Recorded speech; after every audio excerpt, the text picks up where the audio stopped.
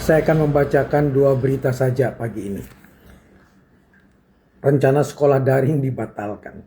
Pemerintah memastikan kegiatan belajar mengajar di satuan pendidikan tetap akan diselenggarakan secara tatap muka. Rencana pemberlakuan pembelajaran jarak jauh setelah libur Lebaran demi menghemat konsumsi bahan bakar minyak ini batal diterapkan agar tidak terjadi ketertinggalan pelajaran, learning loss.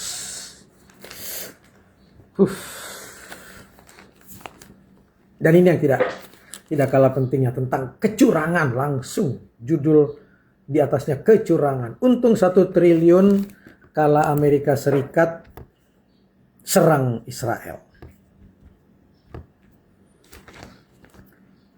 Dugaan transaksi orang dalam atau insider trading kembali merebak di tengah serangan Amerika Serikat ke Iran.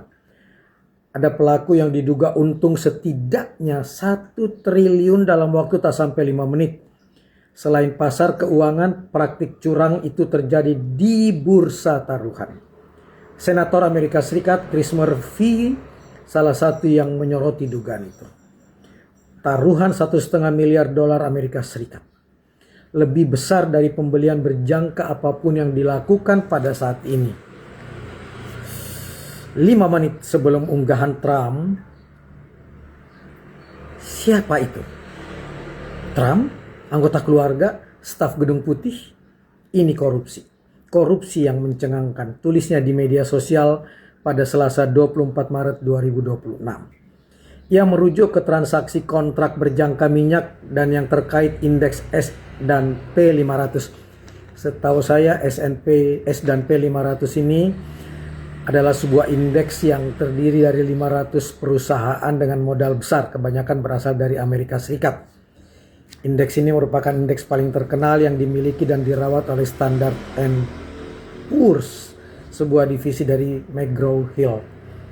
Pada Senin 23 Maret pukul 6.49 waktu in Washington DC, merujuk laporan Financial Times dan data Bloomberg, 6.200 kontrak berjangka minyak ditransaksikan.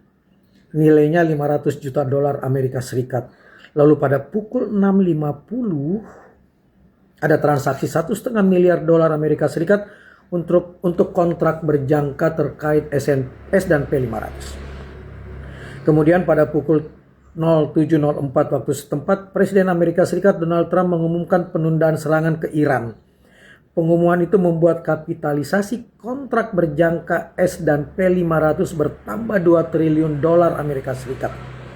Kenaikan itu membuat nilai aset yang dibeli pada pukul 6.50 bertambah setidaknya $60 juta Amerika Serikat atau 1,01 triliun rupiah. Memang indeks kembali terkoreksi beberapa menit kemudian sebab Iran menyangkal berkomunikasi dengan Amerika Serikat. Penyangkalan Iran membuat valuasi indeks S dan P500 berkurang $1 triliun Amerika Serikat. Ketua Parlemen Iran, Mohammad Bagher Ghalibaf, malah terang-terangan menyebut ada penyebaran kabar palsu untuk memanipulasi pasar. Sejumlah lembaga manajemen investasi mencatat kasus Senin pagi hanya sebagian dari anomali transaksi beberapa waktu terakhir. Mereka menemukan berbagai transaksi besar beberapa menit sebelum ada pengumuman resmi pemerintah Amerika Serikat. Transaksi ini menghasilkan keuntungan besar. Pengalaman 25 tahun mengikuti pasar membuat saya yakin ini tidak normal.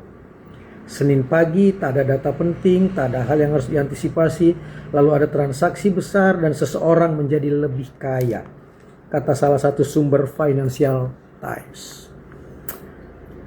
Wow, demikian koran pagi ini.